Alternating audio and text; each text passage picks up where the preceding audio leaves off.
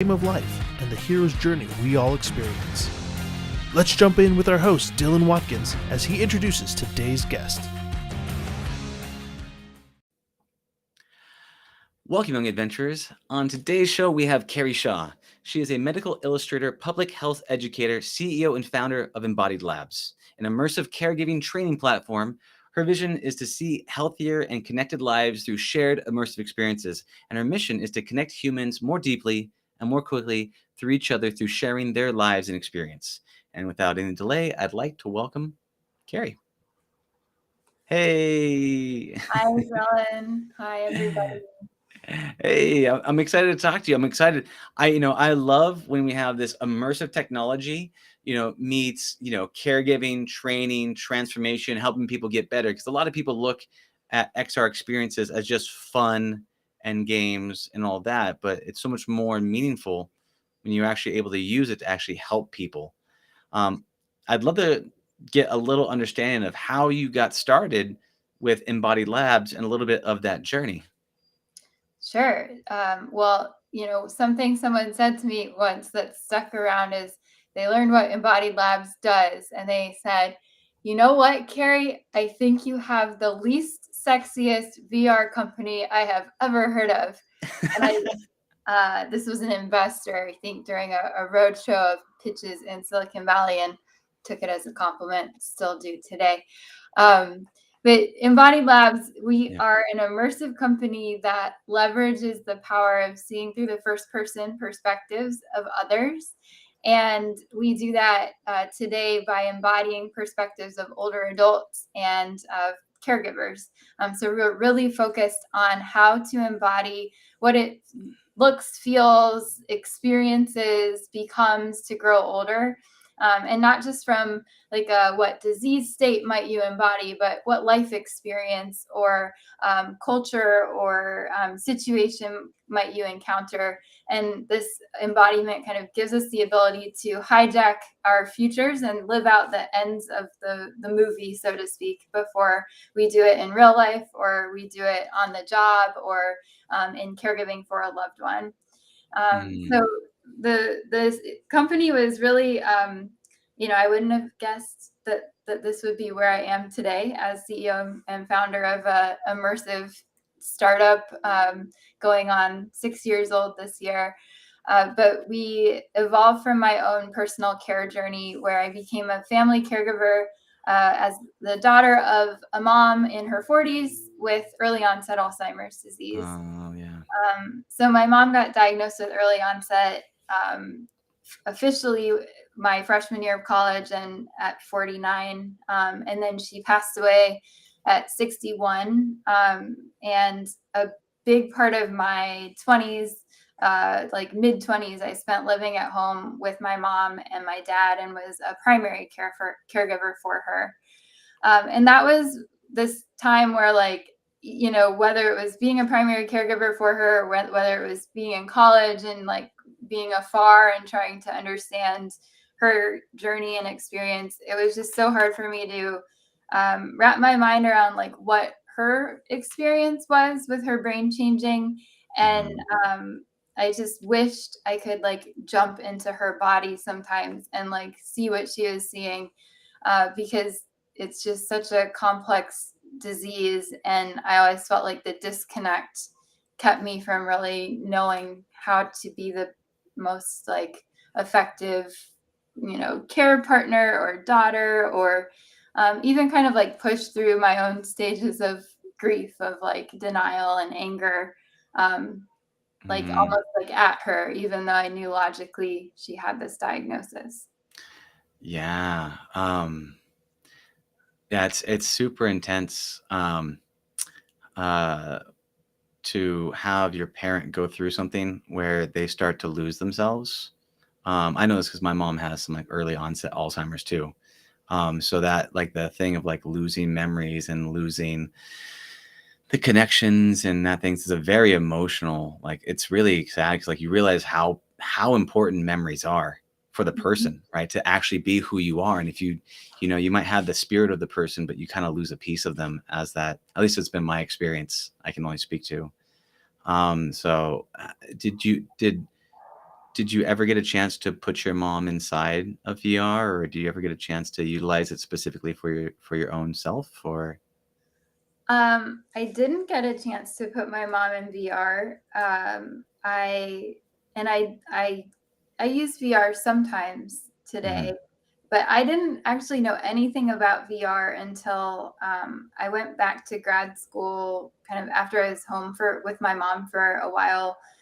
She was still alive, and I was away at grad school for biomedical visualization. It was a master's of science. Sounds like a mouthful. It's just the people that draw in textbooks. It's a whole field that's advanced a lot with technology. So, like, how do you use visuals to understand health? And my research, I got to pick like a thesis topic. And since I was just thinking a lot about my mom and this question of like, what if we could just step into other people's shoes in a Yeah. medically accurate way? That became my research. And then I met my now co-founder who like he looked at a lot of the prototyping I was doing, and all I had was this like pair of goggles that I would show and still do today with like the left sides taped off, and I would use Mhm. them all the time in my mom's caregiver training to explain like she had this left visual field deficit. And so when I met my co-founder, well, now co-founder in Yeah. this class, he was like, have you heard of VR? And like, have you considered some of these first person kind of games that I was trying to develop? Maybe you should put some of those into like a VR environment and see what happens. Mhm. And then we had another friend who was really into 360 live action film. So he became a third part of the team and like our first prototype. Put together all of those pieces of like, what if you can embody a live action film and have it in a game engine? And we use leap motion hand tracking and gesture and some voice and like a lot of natural interface to give yourself the embodiment and presence and immersion that really like tricks your brain in a way that goes along with some of the science of like Jeremy Bailenson and others of like how you actually change your mind through immersion. Mm. That's awesome. I mean, yeah, and that's one of the great use cases for VR is that sense of empathy, putting yourself in the shoes of another, right? It's one of the greatest empathy engines of all time. Can you talk to me about some of the experiences or use cases or any stories that you have of using VR for empathy and putting people in their shoes? Yeah, definitely. And I I initially, when Chris Milk, whatever, 2016-ish, when I think that was when he got quoted all around everywhere in the community, Yeah. of like, calling this the empathy engine. I initially liked that. And then over the years, I found that I think that the empathy is important, Mhm. but there's this key to empathy where it has to become actionable to really matter. So, like there's empathy versus sympathy is like the difference between feeling sorry for and being on the outside of listening to someone's experience, and then embodying someone puts you in the shoes of another, but like you can't really be in the shoes of someone else. You can kind of get there through VR. You can Mhm. kind of use embodiment to change your mind, but like um, empathy has to come with like change, and it has to create something measurable. So Mhm. I think what's been so fun to see over the years from the customers that subscribe to Embodied Labs, starting with like, for example, a skilled nursing facility in Rochester, New York, where all of their CNAs and frontline staff go through Embodied Labs. Things like going through the Beatrice journey, where you're in early and middle stages and late stages of Alzheimer's as Beatrice, with your family around you and in a grocery store, and later in your living room, and doing things like using like your shower or cooking. You get this sense of what it's like to have people talking about you but not to you while you're in the room, what it's like to have the difference between like what's called sundowning that people go through with later stages of Alzheimer's, where like sounds and shadows and the time around dusk can evoke a lot of fear and sometimes like hallucinations, and what that contrast is to having the lights on and like music playing that you like, and your daughter talking to you in like a calm way. So these CNAs go through this training to essentially embody like who they give care to. And then I've heard from like the training leads that they see that things will change on the floor, where just organically CNAs might think about the tone of voice they're using when they're talking to someone, or like the volume of their voice, or maybe we'll just have that like extra patience to think about like what they could do to meet someone where they're at, and then how does that like really translate into like better care and change for the older adults that are living there. That's awesome. And just so I have context, CNAs, is that something nurse? Is that Yeah, what's it? yeah, certified nursing assistant. Okay. Thank you. You're saying the term, and I was like, okay, I'm going to call it out just so I know and the people listening can know. Okay, so then you were able to bring these certified nursing assistants through this experience, and through that they changed their behavior to a degree. At this Rochester location that then allowed them to actually increase the care, the compassion, and how they handled certain patient sensitive populations with their encounters, right? So they understood that. I didn't know things at nighttime. Apparently, so when things get dusk, it's more scary for them. Is that's what's one of the big concerns?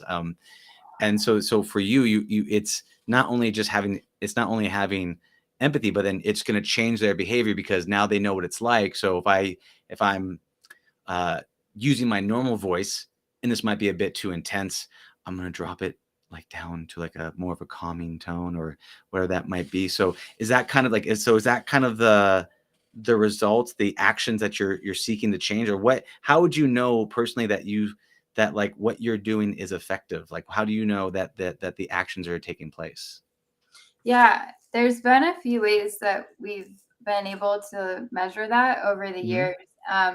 Actually, right now, we've just this month are kicking off an evidence-based pilot with the National Veterans Affairs Medical Center at 4 of their flagship medical center locations.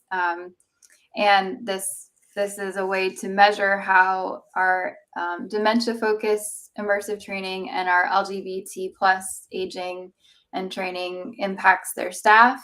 And the ways that metrics have been measured for us in the past is to look at pre and post experience. What are some of the quantitative things that people that have been through the training return in a survey? What are some of the qualitative things they say? And then following up some 4 or 6 weeks after, like what else comes up that people are still bringing back into their care practice and retaining.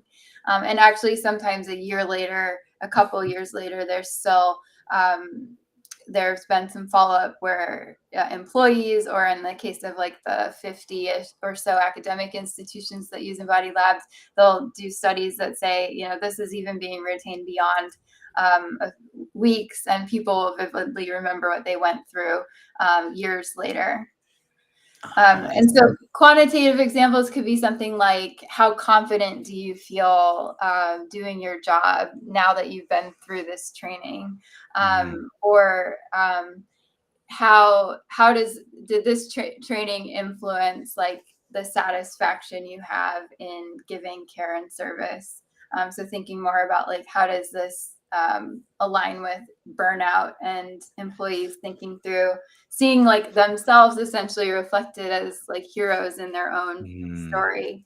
And then more qualitatively, things like you just mentioned, like, oh, I realized I could drop my voice, or I didn't like how it felt to to be talked down to in like a tone like I was a little kid. So I've been more aware of that. Or now I didn't realize that hearing like words might get mixed up. So I'm more aware of like the way that I'm speaking to someone. Mm. I really like the concept of their burnout, and I do know I have some nursing friends, and burnout is alive and well. There is that, like, they work late nights, they work these hours, it's super intense. Then you have the emotional drain on top of it.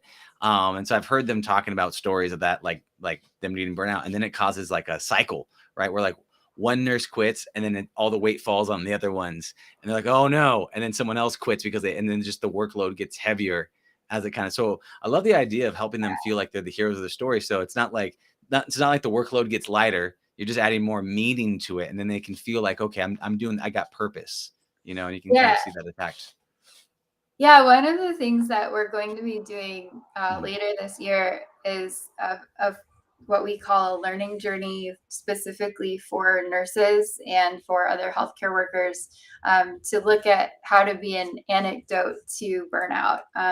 And so we've developed these, what we call them learning journeys, where you actually have a expert, like in this case, a nurse educator, who facilitates a session, like a once a week for 6 weeks Zoom session. And these embodied experiences can be done on web immersive on the browser, so you don't need a VR headset, or in VR fully. But when you're going through these immersive experiences, some of them for this particular group could be things like working through the de-escalation scenarios where you have family members that are upset and you're working back through like, what do I do in the case that I'm burnt out? Something really challenging is happening with an older adult. Maybe it's in the bathroom, in a shower situation, maybe otherwise, like, how do I deal with a family member who's probably coming from a positive place but could be frustrated? I'm also struggling with my own bandwidth, and then debrief that in like a safe course in this learning journey with other nurses, as a way to reflect, to problem solve, to like get some place and space for even like a healthy kind of rant and reflect, and then like take that and make it actionable again. Uh, Rant and reflect. Is that the new type of R&R? Is that is? Yeah, I think so. That's what I think all of us could do some R&R like that. It's Like, just let it get out. You're just like, oh, I feel better. I got it yeah, out. I'm good. So you're helping them with like these like struggling moments, these times that like they're like, I don't know how to handle this. Oh my God, I'm so overwhelmed. I'm so annoyed. I'm so frustrated. Blah. And you get it out, and they're like, yeah. and they feel better. I mean, Yeah. these are like people, now that we're a couple years into the pandemic, a lot of in some cases, in a lot of cases, family members can visit senior care communities again. But for like more than a year in most places, it was just the nurses, the frontline staff there to be with people living with memory changes, and places where like friends, family, visitors were taking a lot of the shared workload of like being that social engagement. Staff have been that, and so it's there's like an all-time high, I think, of burnout because learning how to be present and meeting someone with dementia where they're at is a skill and an Mhm. art. It takes a lot of learning and effort, and it's still hard even once you're there. Yeah, yeah. I'm I understand. That I mean, so you're really enabling them to have compassion and resilience, and really helping them to be able to understand and communicate in a way, because they're right. There was a lot of this when, especially with the whole pandemic and all that stuff going on, that you had no way. You were alone. These nursing professionals and everyone, they had no support. You couldn't like, much like a child or a baby, you pass them around the village to kind of get some space, and hey, we'll all take turns watching the child. Same thing with the other seniors in need. It's the same type of issues, that they have this, you don't have any support, and so burnout happens and they drop off, and you got to find a way to support them. in terms of that and what you've been integrating it, how have you seen the benefits of using like immersive systems versus using Zoom systems? Like, what have you seen as like the big, because a lot of times I hear this is like, well, what's the benefit of VR? Why do it in there? What's about using this technology? So can you talk to me a little bit about some of the benefits of having an immersive platform for this type of education? Definitely. Yeah. I think the first part of, I guess the first piece of that comes back to embodied cognition in immersive environments, and the science we know from like decades of how we've trained pilots and like military training, and like immersive itself is not new, but 2016 was like a turning point to have commercially available headsets. And we know from cognitive science research that when you're in a fully immersive environment, if you have what's called bodily resonance, so like I extend my hand out and I see it in the environment, and then I see myself as another, like maybe in a mirror, that establishes that I am embodied in another role, another maybe gender, race, maybe as a soldier practicing for military. And so that bodily resonance combined with having an environment that tells your brain like you're actually there, it's real, it's responsive to you, that creates your brain's ability to make a memory and to Mm, learn. And that's where you find in research that has been published increasingly too with commercial like platforms like I'm thinking about Tailspin and Striver, and data that's come through partners like PwC, where you know that you learn 4 times faster compared to like e-learning or traditional methods, and you can retain information up to like 90% longer. And then one of the really interesting benefits of fully immersive experiences is that you access emotional memory, and like that's just, it's something that no other traditional tool can do in the same way. So it's a way to bring very human-centric learning and socio-emotional learning into a technology-driven and like still repeatable, scalable platform. Um, mhm. and so I think that's kind of the nerdy side. My team gets really nervous when I talk about, I was going to like not found a company and just study that as a PhD student. So I love that. But What? Why do they get nervous? What about you getting nerdy makes them nervous? I don't it understand. it can go like a lot long, like I'll just pause there, just like don't go too much deeper into like the brain science, but I it's so cool. It's fascinating, man. The understanding the way that we operate as humans, right? I mean, you're hacking the game of life in the sense of like, being able to get people to make, making memories. I think it's the first time I heard of bodily resonance and making memories in VR. I think that's a really cool concept, because then you remember the situation, but it just so happens to be in VR. You just go, oh, okay. And then especially you can attach any of the emotion to it, and that's Mhm. what I like about that, putting people inside of it, and they can feel those, they get those, the I don't want to say sympathy. I'm trying to avoid that word, but the empathy that you have for the people. And it's I don't know what is there let me ask you a question.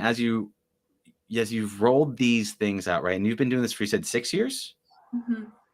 How have you had to learn and grow as a leader, as a CEO? Because they're saying, "Oh, don't get all nerdy. We want you to do something else," right? How have you had to adapt and learn and grow as a leader, as you evolved your company? Whew, it's been so wild, and it still is, and probably still will be. Yeah. It's I'm a first time founder, so I hadn't done any kind of entrepreneurial venture before Embodied Labs, and I also didn't have a background in raising capital or finance or like the venture space. So coming into uh, all of this was just like, if anything has had hockey stick growth, it would not be our revenue yet. still, I have a graph that shows that it Yeah. will, like all good founders should. But my learning curve has had one, and it's just been all about like learning how to first like get business basics down. Like we didn't have a product. We just had an idea when we incorporated. We had an 80 gigabyte hard drive, and there was actually not a commercially available none of the VR laptops had come out yet. So we would just cart this tub around with like the pre-release Vive and an 80 gigabyte hard drive with an executable with our MVP experience on it. So luckily we had already incorporated, because we might have like run for the hills. And then we went and signed up for a business accelerator called Creative Startups. It's the same one that Meow Wolf went through a couple years earlier, actually. And I remember feeling comforted that a company that had the DK1 on the flyer of the accelerator, I was like, well, if they are using the DK1 and they already did this 2 years ago, like surely this accelerator will be a good place for us to go learn business basics. And we wound up winning that accelerator. I wound up just having to practice like pitch. I'm terrified of speaking in front of people, so I had to learn how to like pitch and I pitched a lot because I thought that it would be like a 6-month tail. I was like, oh, we'll just, we'll get started, we'll get some funding, and it'll be fine. And that didn't happen for like almost 3 years, till 20. We closed officially our seed round of financing in January of 2020 of all time. And it took about 24 months to like get there. Maybe 18 if I want to like sound better. Well, what would like that's great. And for, I mean, it's good that you went to Accelerate. You got a part of the community. You got into the system. You learn kind of the do's and the don'ts, right? What advice would you give to people that are going to try to, that you got to figure out how to get comfortable. You got to get comfortable with speaking. You got to show that hockey stick, and it takes time. It takes anybody looks like, oh, it must be, people that, I mean, because there's probably some college kids out there that want to get into the space, that want to do anything. They want to raise capital. What advice would you give to a younger version of yourself that's looking to, raise capital, do all the things that you had to figure out? What would be some advice to help, shorten that maybe from the 24 to 18 months, Yeah. I think it would be to, I'm gonna quote someone that still remains burned on my brain from a pitch I gave, but you're always having to pitch and share your total addressable market. And as a founder, I've realized that your total addressable market is always either too big or too small. It is, you never have it just right. But in this case, I had shared one that this judge had felt was small, and he like shook his finger at me, and he was like, you know what you gotta do, Carrie? I was like, what? He's like, you gotta think bigger. And just given the 98% of capital deployed goes to white male founders, and the 2% is white female founders, and the 0.3% is everybody else. The thinking bigger point, I took to heart, and he wasn't wrong, because what you really do need to do is think very big, and then you need to try to shortcut all of the stuff in the middle that you think you need to do to get to that biggest thing. And like push for the 1 or 2 biggest things you can be doing that you are sure are impossible and could never actually happen. So that when you do whatever you do, you fall on your face somewhere across the line, well across the line of progress that keeps you in the running. And because you're gonna be at risk to drop out of the race at like all sorts of points, because you really have to make exponential progress. Not necessarily, it probably won't be your hockey stick growth curve for, like you'll be projecting one that you never make for a while until you do. I don't know. Maybe that's just me, but you got to think bigger. I love it. Great. I mean, that's a great, I want to just kind of recap that and make sure I heard it correctly, because I think this is actually a really good note. You said basically you got to think bigger, then you got to go for the biggest thing that you can.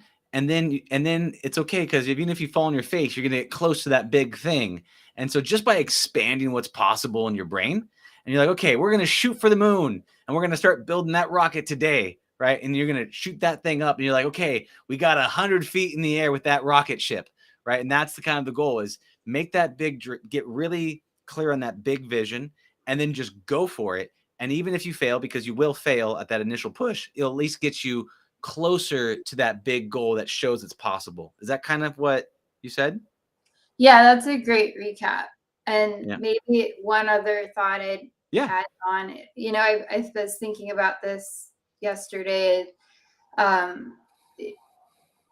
It's like we hear all the time, like this trope of like, you got to fail. Like, you're supposed to fail. It's great to fail fast. And then at the same time and in the same breath, the same people will say, you need A players and you got to be a 10Xer. And like, and so you're like, am I supposed to fail, or am I supposed to be an A player? Like, you're supposed to be an F player. And so I think, really, maybe looking for ways to fail is the right way to actually fail. I'm not sure yet, but it's something that's bothered me as a concept for a while, because we're like always talking in this space of like how great failure is. Yet like what we really talk about is like how to be successful all the time. So that's confusing.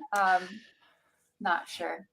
That's a tricky one. I have a question about that, because you look at this conundrum. They're like, you need to go out there and fail. You need to make a fool at yourself. You need to put yourself out there. You need to get rejected. At the same time, I need you to show me that you're making progress and results, and you're getting those deals, and you're bringing in the revenue. I want both those situations, and that is super confusing, because if you take the risks and you go all in on an idea, right, you could fail. Right. You feel like all of the characters should be green hamsters, and you put all these green hamsters inside there. And it's a terrible idea, because who puts green hamsters inside these experiences? And you burn your whole budget on that.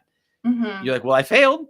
Job done. But there's like that subtext of like the judgment of, oh, yeah, but you didn't, but you really were supposed to be super successful the way that, so can you talk to me about, I do want to get to a specific on this.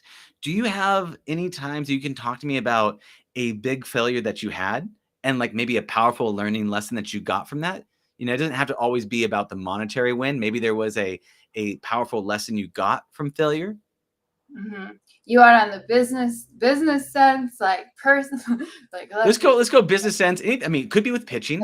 It could be with trying to do something that a investor requested from you. Is there something where you took a risk and you had a big failure, and you're like, wow, okay, let's not do that again? Or, you know what, I'm going to double down on what I did, and I'm going to go even harder, because I just realized I didn't have enough rocket fuel to get me to that moon. Yeah. So I spent, let's see, I'm going to pick my top one. As entrepreneurs, we got tons of failures. There are a bounty of them. I'm just, pick the thing that you wake up in the middle of the night and go, ugh. So I almost didn't, I have it, like, I guess I've been calling my Blockbuster Netflix moment at the end of 2020. So we had been through that like exhausting pandemic year. And I remember I closed my seed financing January of 2020.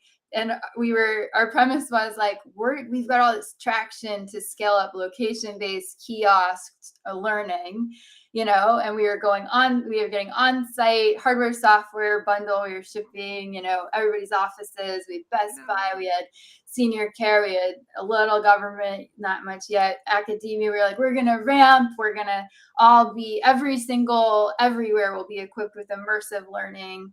And, this is how embodied labs will become ubiquitous as a staple for healthcare and training.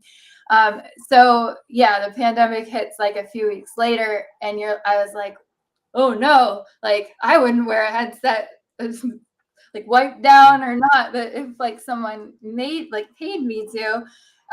And so we saw our customers do this thing that surprised me, which was they started streaming on Zoom through, someone would wear the headset, so you would see me as the trainer in it, and I would be doing stuff like my hands, and you hear and see what I'm doing on your screen. And they're creating these like streamed immersive experiences, which like given what Twitch is and what streaming is, it's not that wild, but in the context of our customer base where Wi-Fi is considered innovative, I was like, really? We're streaming immersive training? And so then throughout the year, like we were trying to figure out how to retain customers. Everyone was like, this will go away. Like, we're like, yeah, I was like kiosk VR. I was so set on what comes out of a fully immersive embodied experience and the magic of that, and all my nerdy deep feelings that I was talking about earlier, is like, this is the only way that immersive can be valuable. And my team, on the other hand, who deals with customer support tickets, shipping the hardware, onboarding the customers, hearing how many times things out of our control on all the platforms were updated to like basically take all the hardware we're reselling and make it useless for our customers' software application. They were like, Carrie, this sucks. Like, this hardware doesn't scale. And then by the end of the year, they were like, we've got to get this on web immersive. And like, I was just like, no, it's gonna be lame. It's gonna be just like a video, and like, who cares? And like, it doesn't matter if it's not all in this headset. Like, it defeats the whole purpose. But like, I just vividly remember it was like the last meeting of our year in 2020, and the team is like, we all are behind this. And then I was like, okay, we will do it, but I like didn't want to do it. And then in 2021, we very quickly launched like an alpha, beta, and then are now like fully active on web immersive. And like, that is also a way that you can get really powerful immersion. It's different, but it's immersive, and it is not just like a video, and it's not lame. And it's opened up this ability for us to see exponential usage of how people can use this training, how they can use it in groups together, no matter whether they're on-site training or remote. And it's opened up a continuum for us to think more about immersive beyond the hardware. And I've never been more excited about the opportunity ahead. But like, I guess I didn't quite fail because I listened to my team, but like, I thought they were wrong and I was right, and I was mad about it.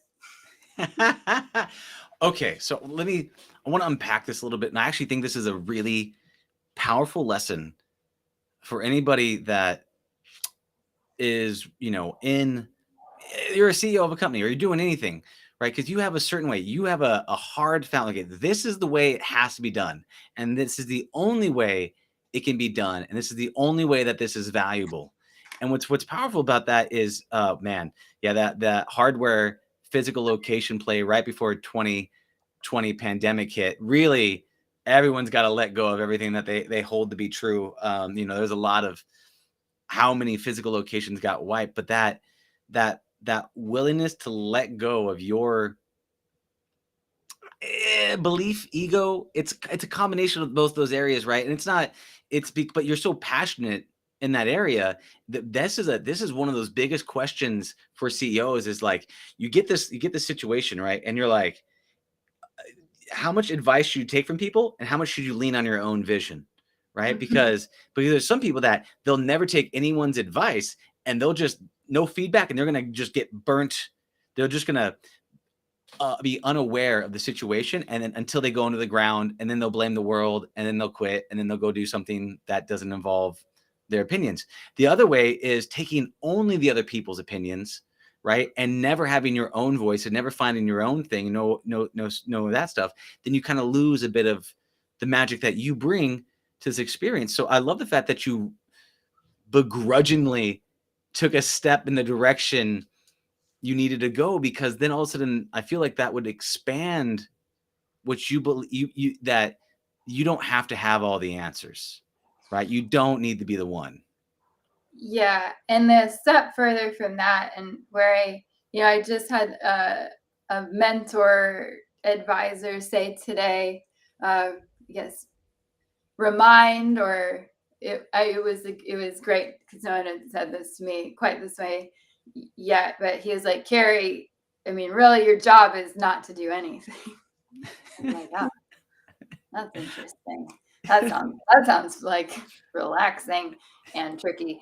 But I mean, he's, so, and the other person, one of my co-executives, my CTO, was one of the first to flag when he started working with me early last year. And he said, like, you got to choose, because if you're going to be COE, chief of everything, or CEO, because if you're going to be COE, fine, but like, you're not going to scale up.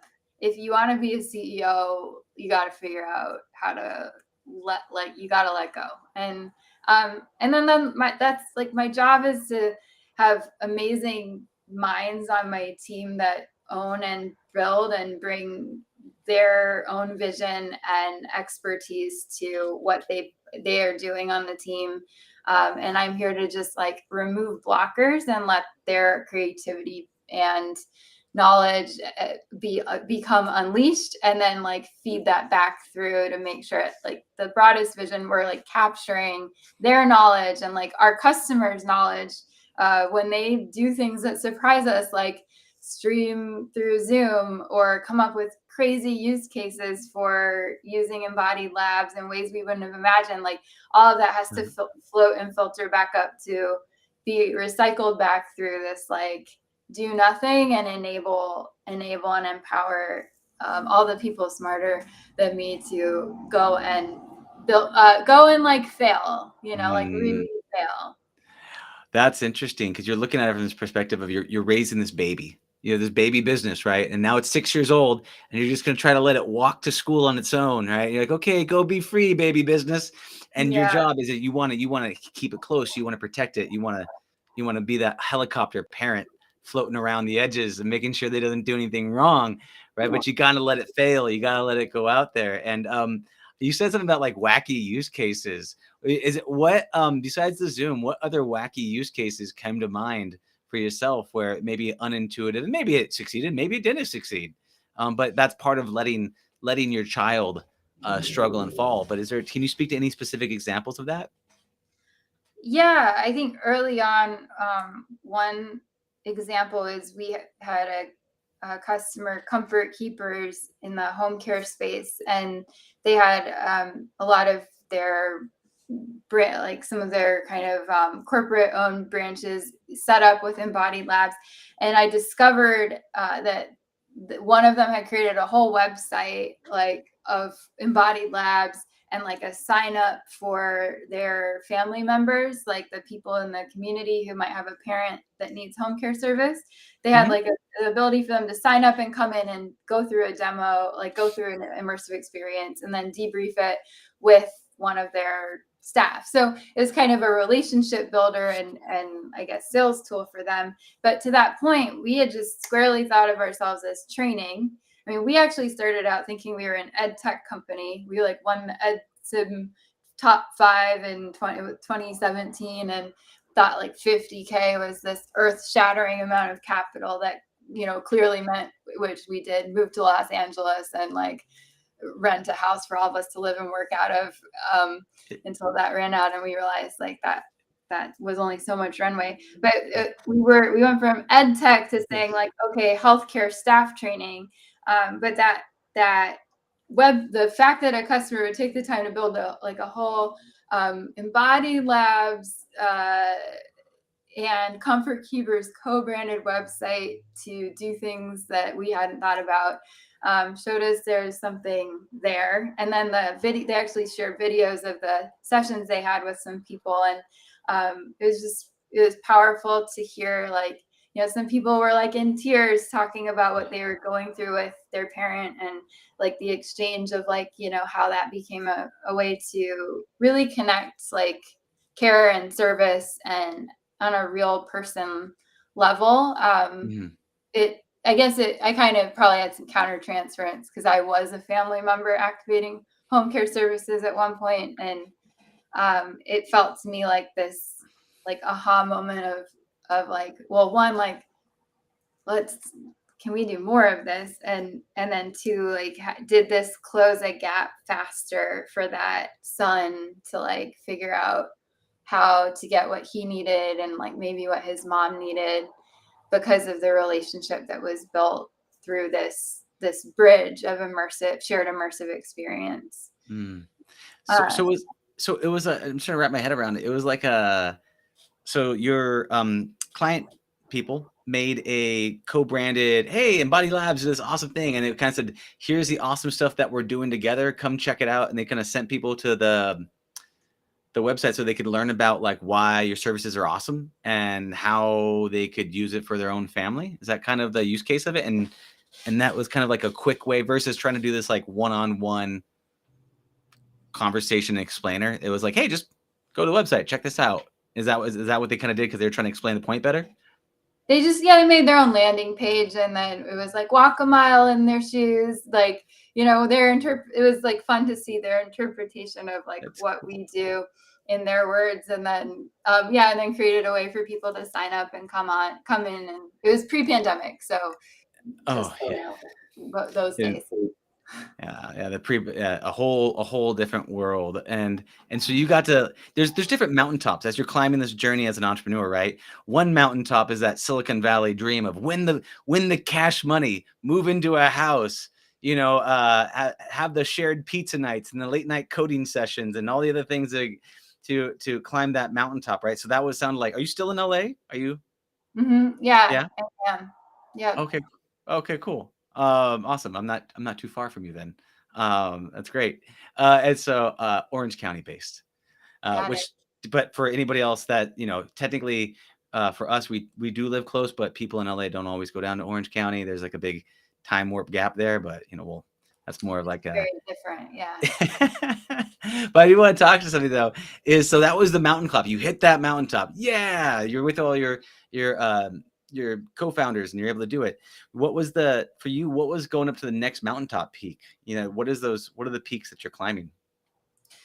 Yeah. Well, there were a few. One of the things that really what changed our trajectory was when we won the Bill and Melinda Gates XR. It was like the Global XR Prize Challenge, and I think my other failure that I would not like push people through is like, don't think you need to do a million pitch competitions or small grant, or like just like try to go for financing faster.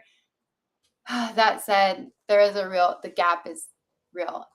So I don't know. We can leave back to that. Are you?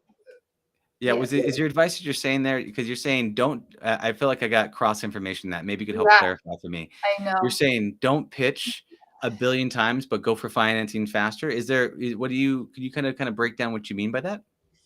I think social networks are so important, and if you're not a founder that's coming in with venture in your social networks already, try to build social capital faster towards venture networks. I didn't do that. I did a lot of pitch competitions where it would be like the AARP sponsoring Caregiving Innovation Challenge. And I thought, surely if I win this, then we will qualify for, then we will put this on the pitch for the venture capitalists and we'll get the funding. We did win that. We won $500,000 in non-dilutive capital. So like, I can't say that wasn't a bad thing, but I would say my lifespan is shortened in general by this job, and definitely by how many pitch competitions I did.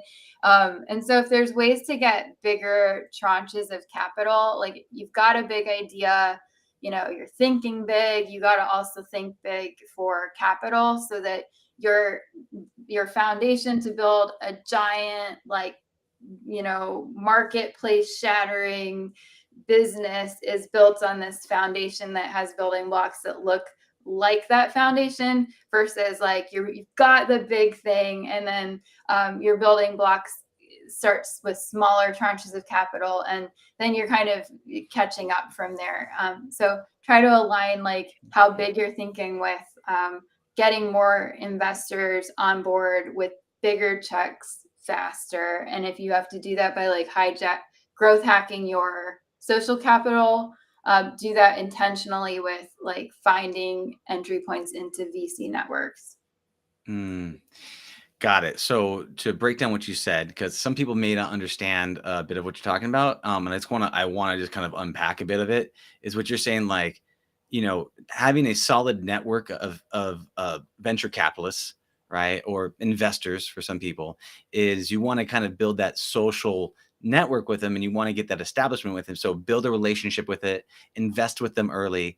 Investing being check in with them, talk to them, have conversations with them, let them know where you're at, let them know where you're going, talk about the big visions, give them updates, constantly checking in with them again and again and again, and continue to not focus on the one-off pitches where you could possibly win $500,000 or whatever the things might be. Instead of doing this one-off pitch disappear, you're actually now saying, I'm going to build a network of venture capitalists and let them know where I'm at, and then constantly build that social capital, i.e. Coffee dates. Pre-COVID, man, I love coffee dates. I missed the coffee. I had my coffee date, my first coffee date after the pandemic, and it was amazing. But that's a lot of startups are, those coffee dates, those meetings, those outings. So you're saying build those actual those things. Those people networks that you're building of investors or VCs are way more important than trying to do these one-off prep pitches where you're just going to try to win this prize, because those other people will be more around and they can be more investable and they'll get more into it. Is that kind of what you're saying?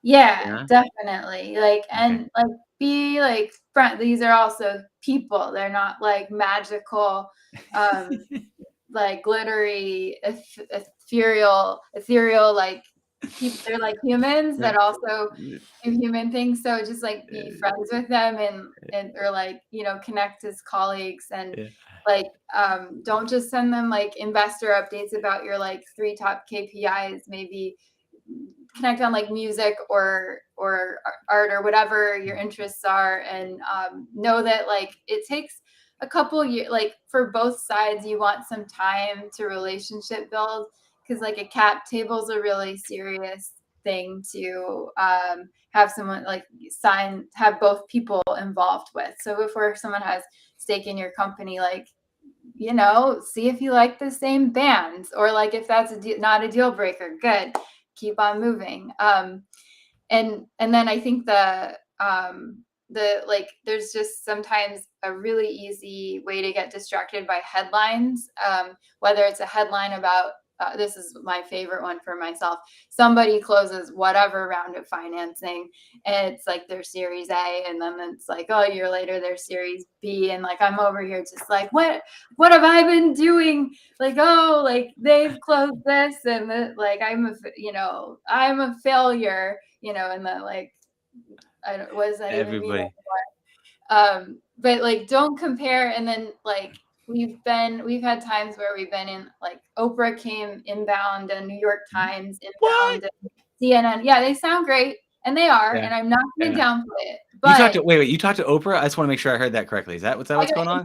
I was in Oprah magazine on like I had a 1-page feature or something or other, in the that's cool. Physical magazine. I know I'm not supposed to oogle on that, but that is cool. That is cool. My grandma, like, she was into it. Like the newspaper, like the physical paper. I was like in an article, and they took my picture even. I thought that was kind of cool. I like just had COVID, and they came out to like photograph me. I was like past the contagious part. It was like 2020. We're all worried about it. But I anyways, like, had this picture of me, and then there was a picture of like Donald Trump, because it was August 2020. And there was a picture of like Epstein, and I was just like, all right, we're like, this is prime real estate, Wow, that's so cool. So for them. But my point there is it doesn't matter. Like that does not equate business. Like you've got to separate out what matters, and not get distracted by headlines, even your own headlines. And What, as a well, then what CEO, matters? Let me ask you that then. yeah, What matters? Because you're talking about these vanity metrics, which are cool and they're fun to think about. What yeah. what does matter? It as the CEO who's financing a earth-shattering, massive idea with the biggest thinkable total addressable market, it's that you have people writing you checks that support the foundation to build that, and you have the relationships with those people that take at least a year, if not 2 or more, to build. So it's checks that give you the time and money and ability to take your vision and your failures and humanness and grow that massive thing, or just really epically fail and have green hamsters or whatever it is, and we were all playing that game the whole time. Forever the green hamsters are going to be stuck in my mind. It's okay. So if the thing is, the advice you got was think bigger, right? And that's the big focus for you. What is your holy grail? What is your personal big vision that you have for Embodied Labs? Oh man, I'm so excited about I know it's controversial. If Mark Zuckerberg were to listen to this podcast, I've been wanting to just tell him thank you for changing his company to Meta. I know it might have been a little distractor from whatever else. I don't care what the reasons were. I am so glad that Facebook is called Meta and that we're allowed to say Metaverse. And I know there's a time and place for it because it's a buzzword still, and no one wants a buzzword when they don't want a buzzword. But Metaverse is real. It always has been. And thanks to Mr. Z, we can talk about it freely. And with everything else going on in the world, post-pandemic, war, stock market, it's at least we know Metaverse is coming and it's real. Yeah.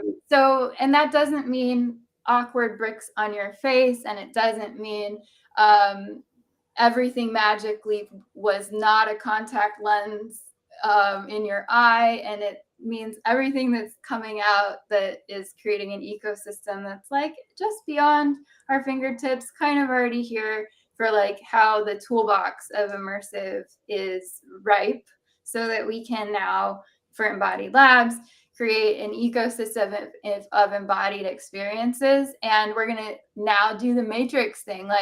Instead of books on a shelf, we've got immersive experiences in little chunks, and we can accelerate and create lived experience and memories around anything we want, so that we can truncate time spent, at the end of the movie when everything explodes.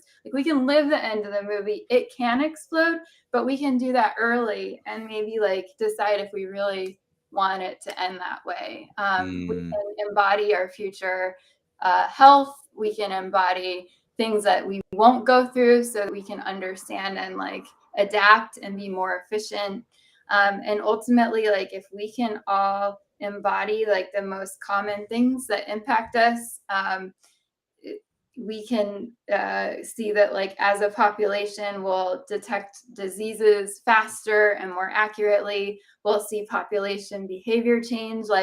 I don't want to get Alzheimer's. If I know running and dieting and eating well now can keep me from living that future, sure, I might be more likely to do it, even just a little. That's life changing. Not to mention all the there's other things in immersive that I can't go. I will keep for later. Sure. But thinking about virtual humans and our ability to take the digital space and literally design and create knowledge bases of humans that are virtual but have identities and voice and can help us cope and connect and create community. That's all part of where I think we have room for more human experiences than just being humans ourselves physically here today on the planet. That's awesome. Yeah. Yeah. It's a big change. I mean, it went, from the back burner to the front when Mark Zuckerberg said, "Hey, we're called Meta," and that just all of a sudden everyone goes, "What's Meta?"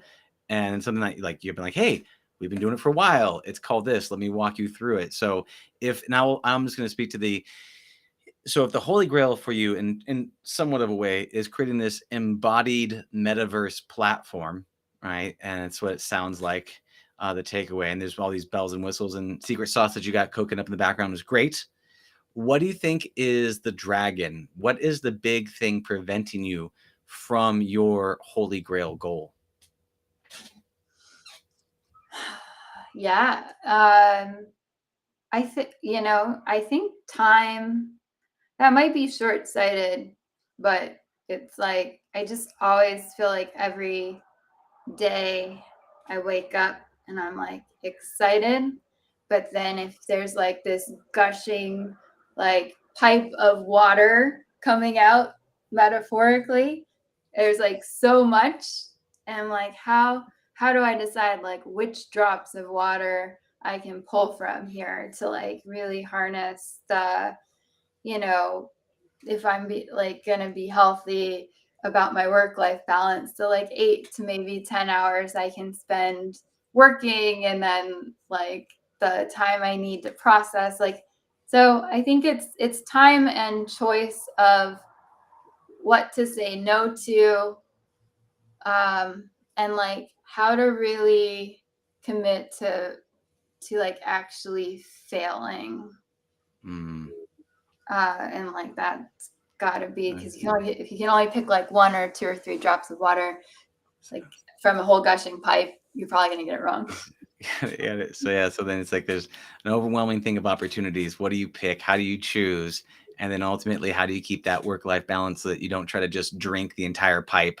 Put your mouth in the pipe and try to drink the whole thing. Otherwise, you're gonna explode. So, how do you pick what thing to drink? That makes a ton of sense. Yeah. And with all of that being said, with talking about everything, is there anything else you'd like to let people know about before you tell them how to get a hold of you? We are launching a couple of cohorts called Mhm. the Wayfinders family caregiver programs, and they are learning journeys for family members that have loved ones that live with dementia, either at home with them or in a care community or are related to them. So I would say be on the lookout for our signups, because we're doing several of these over the coming months, and are making them open to anyone who has a loved one that's living with dementia. So that's my plug for a learning journey that's near and dear to Mm, my heart. yeah, And that's all for now. love it. And if people want to find these learning journeys, or if people want to get a hold of you for the work that for your immersive platform, how do they do that? Yeah, so there's a few ways. We're on LinkedIn, we're on Twitter, and Instagram, all the social. I look at LinkedIn and Twitter for our signups for these Wayfinders programs. Lots of good buzz when they're up for signing up. We just have one that's like, I think, closing. So I think we're just on the cusp for what will come next. And then our website is embodiedlabs.com. It's about to get like a whole facelift. I think, big reveal. Just Yeah. told the future. Info@embodiedlabs.com is a great email to get our whole team, and then you get placed with whoever you need to be talking to. And then I'm Carrie at embodiedlabs.com if you want to get a hold of me. And we are hiring a sales lead right now. So for anyone listening who knows like the best salesperson who has scale up and digital health experience and wants to think big and join the team with us, email me or email the team. Beautiful. Carrie, thank you so much. I really appreciate you sharing your story and your journey with us. It's been my honor and privilege, and I will see you on the other side. Sounds good. Thanks so much for having me, Dylan. Absolutely, Carrie. Take care. Bye now. You too. Bye. Thank you for listening to the Heroes of Reality podcast. check out heroesofreality.com for more episodes. While you're there, you can also take the Heroes Quiz to find out what kind of hero you are. Or, if you have a great story and want to be on the podcast, tell us why your hero's journey will inspire others. Thank you for listening.